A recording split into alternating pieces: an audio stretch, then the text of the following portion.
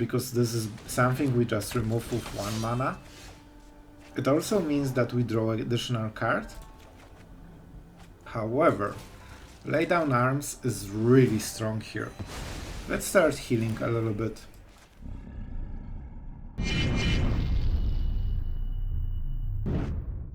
Hello everyone, it's Sloth here, and today deck that I really wanted to play since a long time.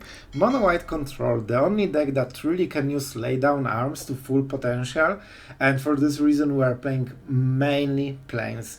I didn't play even Eiganjo because Eiganjo is not a plains, and Blast Zone I think is just much better because at some point you will get flooded and this can trade for really a lot of stuff. You will see it in the games. So what the deck is about, it's standard mono white control, but we have few interesting, oh my god, my voice, few interesting choices. So we have a lot of wedding announcement and tokens, so for this reason we are playing the Paragon because we have so many 3 or less converted mana cost things that we really want to do it. Restoration of Eiganjo can on chapter 2 get Spirited Companion or the Bankbuster, so we have a lot of ways to multiply our value. You can use the Bankbuster, lose it as a creature, then play Eiganjo, get it back, and then play Paragon into Eiganjo into Bankbuster. So the plays are definitely there. Of course we have 4 Emperors and all this good stuff, but we also play Sigarda Splendor, card that I did not use a lot, but it really performed pretty nicely today in the decks. Also we have so many enchantments with like Wedding Announcement, Eiganjo, that even if our opponent does invoke the spell, we can choose something else if we care more for Sigarda Splendor. And amount of cards that it draws and the stabilization, even this one Lifegain, it really matters, especially if you start playing 2 or 3 spells a turn, it makes a difference. So other than this we have standard late game, so 1 AO, 1 Elspeth. I really like Elspeth because, man, I cannot talk, I'm super sleepy, but I want to record this one. Elspeth Resplendent is really good whenever you have deck with a lot of creatures, because the lifelink from basically you can play her when your opponent is tapped out, and then you are guaranteed to hit once with lifelink, and that very often is enough to swing the game in your direction, or just with vigilance and protect Elspeth and make it awkward.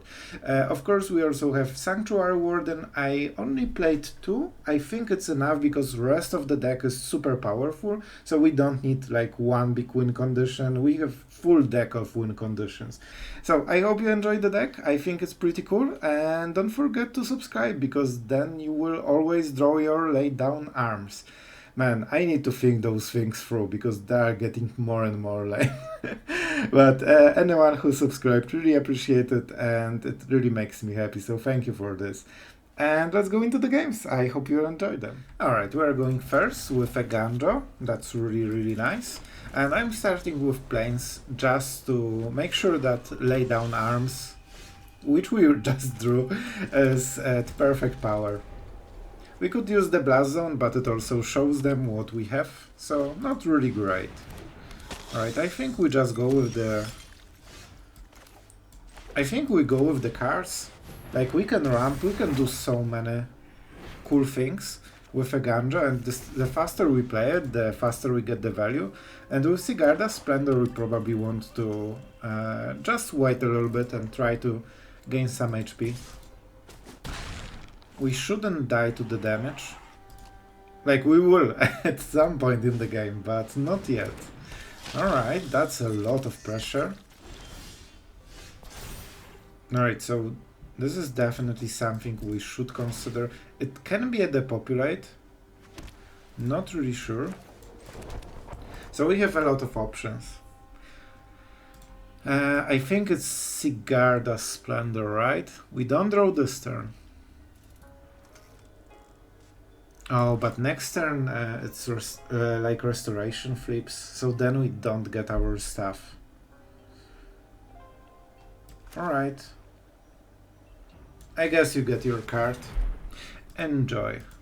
It's a decent trade for both of us, so he draws a card, loses 2, we use 1, we don't get any, so we are basically even after this trade.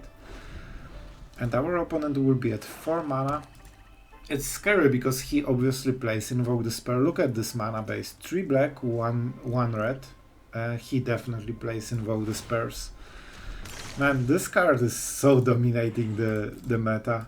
Like, every single game is just question, will he have Invoke Despair or not? Alright, so this is enchantment. We can but we first have to sacrifice a creature. So if he has Invoke, we lose Sigarda's Splendor. So for this reason we will play differently. It will be a Sanctuary Warden then. Alright, because we will get a token and that messes up a lot of their plays. It's also hard for them to remove it. He is really thinking about something. I will draw my card. This token is really important. Like, it buffers from any Lydiana. Otherwise he could just Infernal Grasp this. Oh my god, will he really do all of this? He could cut down Infernal Grasp into Invoke Despair, and that would be insane play.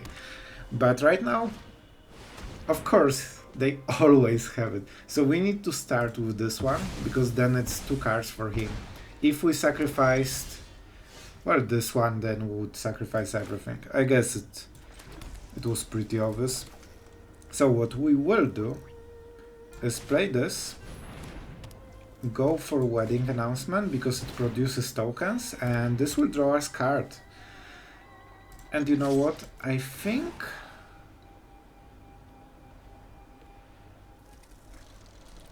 I will do it. We want cards, and even if he removes the Warden, we have already enough pressure, and it also means that he doesn't get rid of the Splendor. Splendor is really good. It always pressure him to deal at least 1 damage every single turn.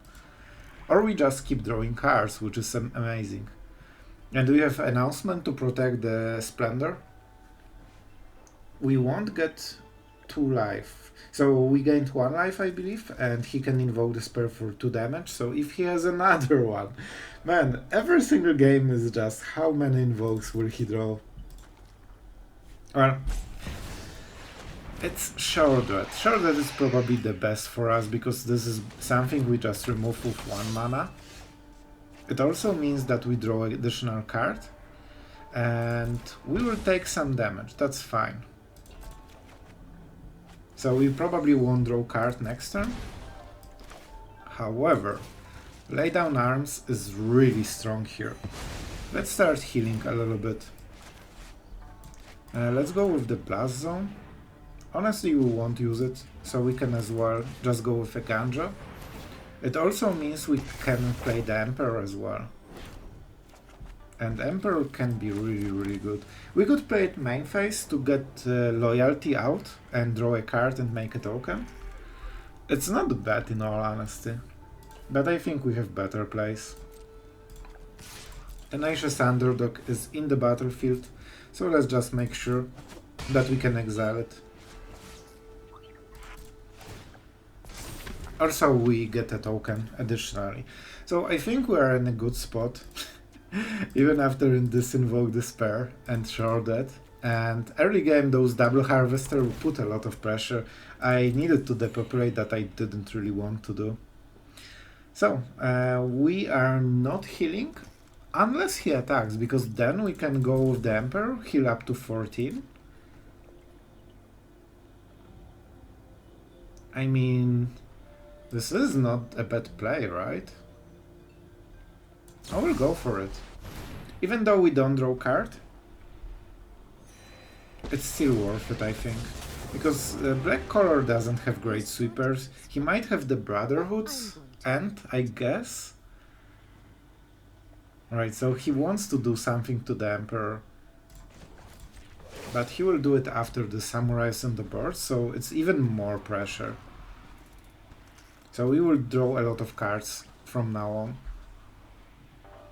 Okay, you can kill the Emperor. Not sure how, but you probably have some way in red. Our opponent is really tanking on this play. And he likes to click all of the stuff. Alright. Enjoy clicking stuff. Alright, Lay Down Arms is amazing. I mean, I don't need to do it right now. because this comes tapped and we cannot draw card, and drawing card is something I really want to do. Alright, let's give the first strike to probably this one. And then we just attack, draw a card, and see what he has planned for us. We'll use the Emperor token. Counter, sir. I always say token when I mean counter and vice versa. Alright, so our opponent can't trade. I don't super care about Tenacious Underdog because we have so many blockers, and also we have Warden. Alright, if he wants to remove like one by one, it's probably not good enough. Like he's at 9 already, and we have Emperor, Eiganjo, tokens, Anthem next turn, and we are drawing cards as well. Generally, not at the moment. Let's go for one Blast Zone. We will definitely not activate both of them. It's not a white card, so the Splendor won't give us anything. We could lay down arms, and I think he would just remove something in response. I mean, they might have Brotherhood Sense, so let's just be careful. I don't need cards so much just to cycle my own removal. And with triple Bankbuster we will never run out of value until end of the game basically. So let's see it. He definitely needs some amazing plays. Told you, it was a possibility. So he deals to everything but doesn't kill the Warden. See you later. And we also have the Bankbuster still. Easy. Second Invoke, 19 cards. Man, they always have those. It's insane. It's actually insane. So I think this is the Anthem, right? He only got one card, so it's not the biggest deal. I think we go to 4 for sure that. We cannot right now, but let's try to work our way to this. So X is 2. Just to have some extra stuff, you know. We have triple Bankbuster, we can attack with this one, and I think we will actually. So let's draw cards first, see what we get. And we are drawing with the one with Summoning Sickness. Well, that's a land, so not really amazing. As you can see, he has Brotherhood Sent, they always play more than one. So I think we'll just hit in the face. He's tapped out, so that's a really good opportunity to do so. And we will start drawing cards. Best play for them would be Brotherhood Sent, probably just to get rid of the Bankbusters. Into Invoke Despair, probably. That's how they should roll. And yeah, and then we will just play another Bankbuster and go like this. He's down to basically 2 cards and Tenacious Underdog, but Tenacious Underdog is not great. So this will probably be shorted, right? They might go for the Worm, but it's pretty weak honestly. I guess they want the lifelink just for one hit, even though it dies. If that's the case, we will attack with Architect, because then we get additional creature and we don't need to tap the Bankbusters. So I'm pretty sure this should be the game. 3 mana, we don't want to do the Blast Zone thing. Okay, but that's really good. So 4. Yeah, let's go for 4. Sure, that is always annoying, so let's just make sure that we can easily answer it. Oh, I drew a card somehow. I didn't even know about it. So let's do it like this for sure. We draw first card. I think he wants to go with the Flesh Gorger as his backup plan basically. And I guess we can just kill him. That seems like a good idea. Because we can play there. Through the other Bankbuster, also heal a little bit. Like, I think Sigarda Splendor did a really nice job this game We healed quite a lot, we draw like 2 or 3 extra cards, it's totally worth it. Alright, so in all honesty, I think this might be a losing hand, but we have pretty good opening, even on the draw. All we need is some kind of 2 mana play probably, or just another removal, or our opponent to not have like 2 or 3 drop. If he doesn't have 2 drop, that would be perfect, but you know, it's fine. Oh, it's a Dimir, and that's a search engine. I mean, we have to kill it. Like, it has to die. Sooner or later, it has to die. We could try to bait him the mana, but if it's Dimir, they might have counter spells and they can protect it. So moment they untap, it gets much harder. Alright, it's a Flash Gorger. It's not the worst. Because he taps out, so we get our wedding announcement. He basically got a 3-3 in stats, we will get a 6-6 in stats. Look at the mana base. Black, black, black, blue. It suggests that this is kind of Invoke Despair deck. Again, every game is just Invoke Despair. Oh man, what a time to be alive. But we'll see, we'll see. This one only needs double blue, so it's in line with having more black. So I guess, yeah, we just go basically the same way.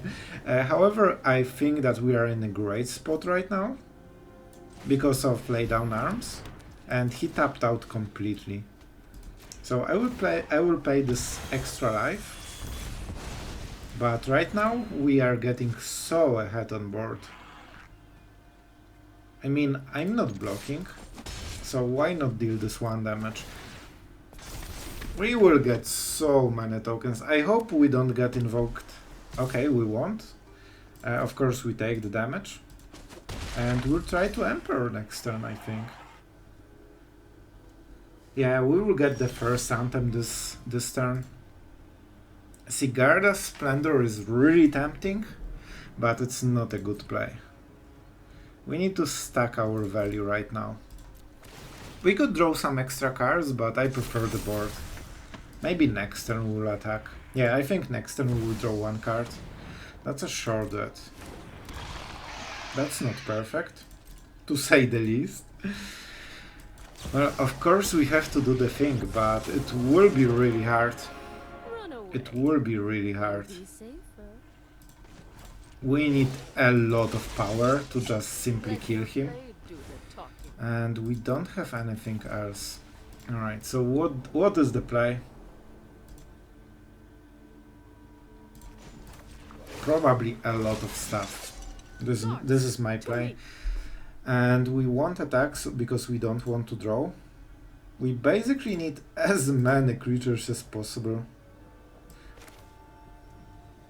I mean, this negates part of the problem, right? But Serra Paragon hits for 5 next turn? It's a lot. Alright, let's go like this. Like, if we're about to win this game, we need so much damage. So we will get another thing. We don't want to draw, we want the double anthem. Like, our board is definitely white. He doesn't seem to be playing drag to the bottom. Oh, that's unfortunate. That was really important for us. We might also hit the farewell plan. It's not great for us though. I mean, we have some time before we die, but it's not a long time. We can start plussing the samurai, so they are 5-5 with first strike. They will start trading with shoulder. Liliana.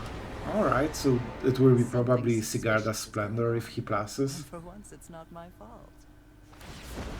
And he wants to minus, alright. One of your friends has So he sees the plan that we want to go really wide. I mean, do I really do it? It feels... it really feels horrible. Let's put it this way. We've got the edge in this fight. I'm not sure how to play this one out. We could get rid of the artifacts, and that would hit only the Fresh Gorger. Then we kill Liliana. The problem is I cannot attack super hard because I die next turn.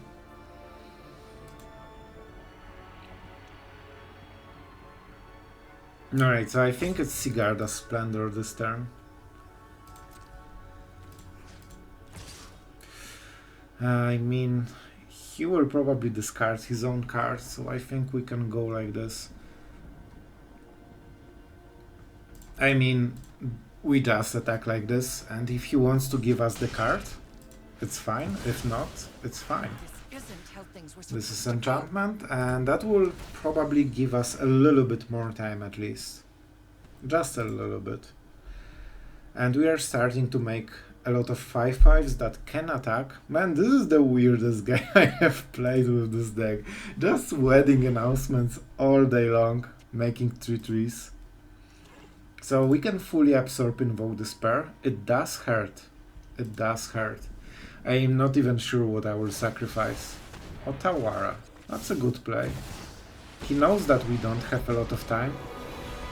However, alright. And you think you drop it? I think we know how to play it. Farewell is okay, but not in this situation. Nobody has multicolored cards, so Depopulate is simply better. This is not a great draw. Alright, we have to do it, right? So, this is definitely going here. Oh my god, we need to do it like this? Oh, it feels horrible. It feels horrible. Yeah, so we need to make sure that we kill Liliana. We probably could get one less attacker, but it's risky. If Liliana survives, we are in a very hard spot. And Sorry, just I'm like not this, interested in dying today. we are clearing the board. And our samurai... So, we are again in the situation. Our opponent is just top decking. And we are top decking with Emperor, double wedding announcement, and all this good stuff. So we should be really fine. Let's see if we will. Alright, that's a 5 damage. Man, this samurai, like, really packs a punch. Do I need more? 6 is all I need, basically. And if he wants to use Lydiana or something weird like this, Bankbuster is really strong. It's slow though, so we have a little bit more time, hopefully. But it's super scary card right now. And we are drawing planes like a boss. Right, this is pretty good. So we have to make samurais. If I knew that I will have Emperor, I would probably -1 last turn. And would already get more damage. So our opponent is definitely getting pressured. And we can draw another card, because if we play the Emperor at the end step, it will be a white spell. Tezzeret. Okay, I really like it. He doesn't have a lot of artifacts, to be honest. So let's see. I guess he has the artifact? No. Only one non-land card. He should draw first, by the way, because then this could be artifact and it could save him some cards. Alright, so we will play the Emperor just to draw additional card. That's really important. Even if this gets countered or killed or whatever, we still get the value, and we also get additional samurai. And as you can see, they are pretty big right now. That's my card. Amazing. Wow. Those are my top decks. Oh my god. Game, please. Game, please. However, hopefully we have enough in the board to just, you know, make it happen, but it's definitely hard. Of course. We cannot over damage, because we would have to attack with everything in order to make sure that Tezzeret is dead. Well, this will be a rough turn. He has so many cards. And we have so many lands in the hand. Oh my god. Our top decks can absolutely destroy us. Alright. He's trying to dig so hard. That's another Bankbuster. So he will never lose the value anymore. His top decks are much better than ours. Yeah, I'm not sure if he's using the Tezzeret passive correctly. I mean, this is a one card that is not a land, so I'm super happy about it. There's no way around it, we just need to go with maximum pressure, guys. So we attack first. Ultimate, whenever an artifact you control becomes... That's really strong. That's really strong, because he can draw card for basically 0 mana. Oh my god, do I really need to kill this Tezzeret? He's drawing so many cards anyway. I think I just attack.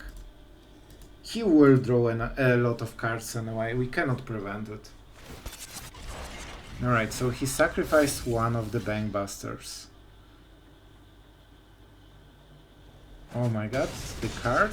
Okay, I feared it is another removal for a second.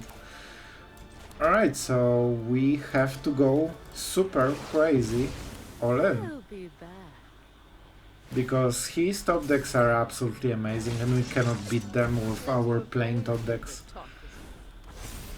Like in 4 last draws I think we draw basically one card that is playable, while he's stacking like crazy. So he got an ultimate, but if he wants to... Okay, so my idea is that he doesn't have enough mana to play all of this, and he needs a lot of good cards this turn, and he needs to play them. That was his passive. Shorted. I don't think Shorted is good enough. I think we win because of the flying. He's tapped out. He draws cards. The ordering is absolutely crazy. So first he plays Shorted, then he draws his cards to see his options after he has no mana to play anything. So we just attack with AO and we win. This game was... Yeah, like we are at 7, right? He cannot go above it. Unless he has 1 mana, draw a card. Depopulate is nice. Alright, those were the cards that we needed before to win the game. Now I don't think we care even. Yeah, so AO for sure. And I think we go like this because this is also additional damage. I don't know what he has, but there's no lifelink, so there's no downside to attacking with everything. That was a good game, my friend, but man, those draws were absolutely scary. I think this is the last turn when we could kill him. Nice, and we advanced after this game. Alright, we are on the play with pretty interesting hand. And start playing, right, you weird silver dragon? Man, he's so bright. Alright, so this is Sleeper. I mean, I will take 1 damage. The reason I didn't remove it is that I really want him to pump it, and if not, there might be something like Tenacious Underdog, for example, and that's probably something we want to remove much more. So right now we can threaten the block, but it's just 1 mana. It breaks the Trespasser though, but I still think it's not worth blocking. This will become much better, and as you can see, he wanted to pump it anyway. But only for 1 mana. That's interesting. Shadow. Okay, okay. I mean, this is definitely something we need to consider. So, we want to go with the Emperor, right? We want to go with the Emperor. This might be the shorter turn. So, we will play like this. It's pretty obvious what we have. Blast Zone. I should probably play the Blast Zone, right? The point is that 2 of his creatures are mana based basically, so if he wants to maximize the damage, we might hit him with some extra mana on our advantage. So if he wants to use Misery's Shadow, he needs to pump a little bit of mana, and his play is probably on curve, right? So that's a lot of damage. I don't think we block. Next turn we get everything basically doubled. Alright, so it might be shorted. It will be Emperor then. Now you've So done we it. could -1 That's coming off. and force a trade. For example, against Tenacious Underdog. But we probably much rather just kill it. I don't want to lose the Emperor, because we have creatures, we have very good way to just +1. And he didn't pump, so shorted? Of course. It's always the same. It's always the same. However, he might realize that we have a lot of good stuff here. 1 mana, Exile Shrouded, you love to see it. We +1 definitely. Alright, and now there is a choice. I probably should have played Blast Zone, shouldn't I? I think I much rather have the thingy. We could play it and like remove the sleeper next turn, right? But I think we just wait 1 more turn. Our opponent is down to 3 cards. We have a lot of Bankbusters, Eiganjo, things like this, so we should be fine. And we have Emperor on a very strong board. So I guess Invoke Despair is a really strong play. This is not a very strong play, I do not mind it. Sleeper is more annoying though. Alright, like we are getting there. Oh, so much stuff for 1 mana. I mean, he might put a land, activate the ability, but then we can kill everything in response, so we shouldn't be fearing this one. Alright, we definitely... Okay, not definitely. Do we want to have Samurai? I think we do. All of his creatures are very weak, and our cards are basically 0 converted mana cost. So we sweep half of his board with the... Man, Blast Zone is amazing in this deck. Is this the Gorger or Misery's Shadow? I think we just wait. Simply because we have more cards, we have more board, and we can sweep at the end step and then force him to, you know, take a lot of damage. That's a land. That's Invoke Despair, right? Of course! How could he ever not have Invoke Despair? Imagine this. So we could save our Emperor if we really cared. But all we get is 1 Samurai, it's not worth it. Well, definitely a bit unfortunate.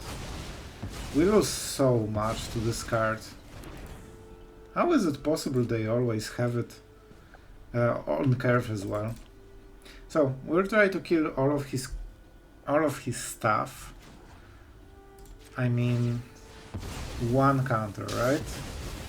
That's half of his board for our land.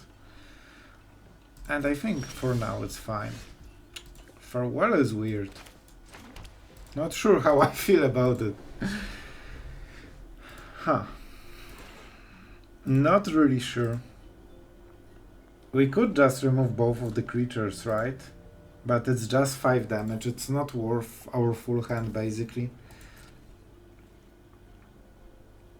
So we say go and hope he cannot top deck and not like, you know, 2 or 3 Invoke Despairs in a row. We have Bankbusters, we have Warden, we have Emperor, we have so many cards that win us the game. All we need is just draw them. Are we good enough in Magic? Alright, so he has probably some kind of removal, right? We definitely will block. I think this is the block. I guess we can go a little bit higher. Yeah, we do not have good instant, so we will just give him good trade. He cannot remove any of the creatures. Yep, so even if he removes 1, he still trades. And that's actually really fine for me. Oh, I like it. This means that we can farewell and his hand is empty. He's top deck mode, so what is the chance that he will draw another Invoke Despair, right? Impossible. Never happened before. Alright, do we go for the graveyard? I think we go. Let's go creatures, graveyards. We could also go for the artifacts for this one, but Misery Shadow would be here. So, our opponent is top deck mode, and we have 2 cards in top deck mode. And we have 4 Bankbusters. Easy. From the top. The only card that we cannot answer at instant speed, basically. Oh my god. This guy. It just always feels like this. Whenever my opponent is just top deck mode and I'm in top deck mode, I know I will be at disadvantage for some reason. So I guess we will just use our best card in the game just to exile a tenacious underdog that was top deck. I guess we could Soul Partition, but it's not great. Easy. From the top. He's just playing from the top, guys. He had 0 cards moment ago. Well, I'm speechless. This is mono black for you. I'm so scared about their top decks, it's not even funny. I mean, we can play around, right? We don't need chapter 2. So let's see what amazing top deck he has now. Yep, card that we cannot kill anymore. I mean, this game really summarizes what I feel about mono black right now. They just draw all of this. Every single game in top 20 cards they have at least 2 Invoke Despair, sometimes 3. Outside of a really good opening. Well, I mean, we can get rid of it, right? Nearly. What a game. Oh, hard not to be a bit ranty.